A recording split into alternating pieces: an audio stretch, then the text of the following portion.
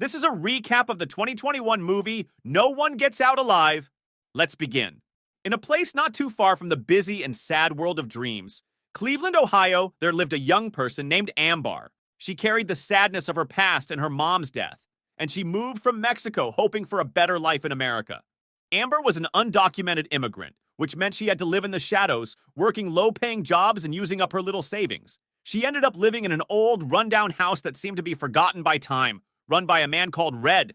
Red made her pay the first month's rent right away, which felt like a fee to enter this uncertain new life. Ambar, hopeful yet worried, stepped into a world that felt half real, half something else.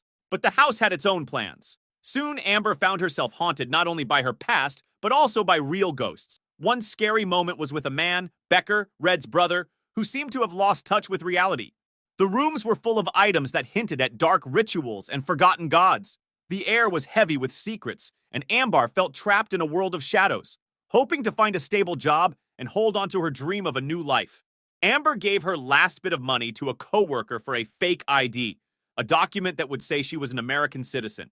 But the coworker took her money and disappeared, breaking his promise and leaving Amber with nothing. When Amber asked her boss for help, or at least the coworker's address, she was met with cold refusal and lost her job. Once again, she was left unsure of her future, just like the uncertain and shadowy atmosphere of the haunted house she lived in. Ambar, troubled by scary dreams, quickly leaves her boarding house. She didn't have much money, and her distant cousin Beto couldn't help, forcing Ambar into a situation where she had to ask Red for help. They met at an old-fashioned diner where Red, acting like a tricky scammer, offered to give her money back. The problem? She had to go back to the place she ran away from because he said he needed money and it was hidden in her room. However, when she checked, there was no money there. Instead, she met Becker, a mysterious man who made her drink wine that seemed dishonest. Ambar locked her door when Becker wasn't looking, thinking she had avoided danger for the night.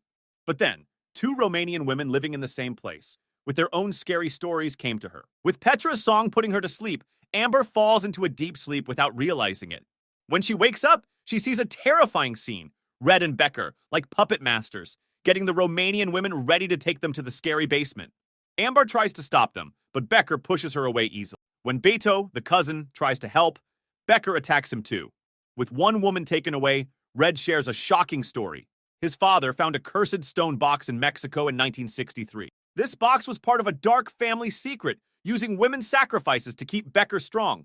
The same women that Amber saw in her dreams. Red wants to escape this nightmare, but Becker wants to continue these terrible acts.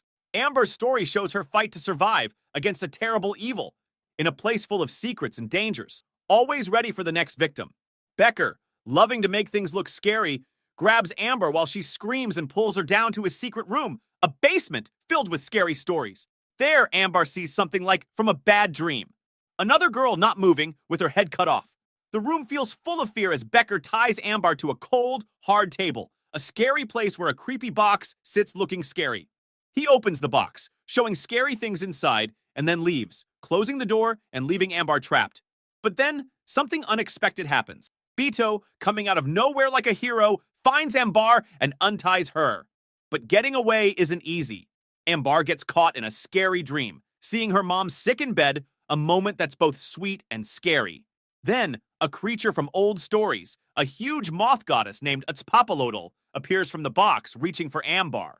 In the dream, her mom's comforting words turn into a scary chokehold, a battle to stay alive. Amber fights back against this scary dream enemy, stopping her fear at its source. This brave move makes the moth goddess go away, and Amber wakes up, scared but safe, near the table. The quiet is broken by sounds of another scary ritual. Becker, with Red's help, gets another girl, Petra, ready for the table. But Becker is hurt, showing signs that something went wrong with their plan.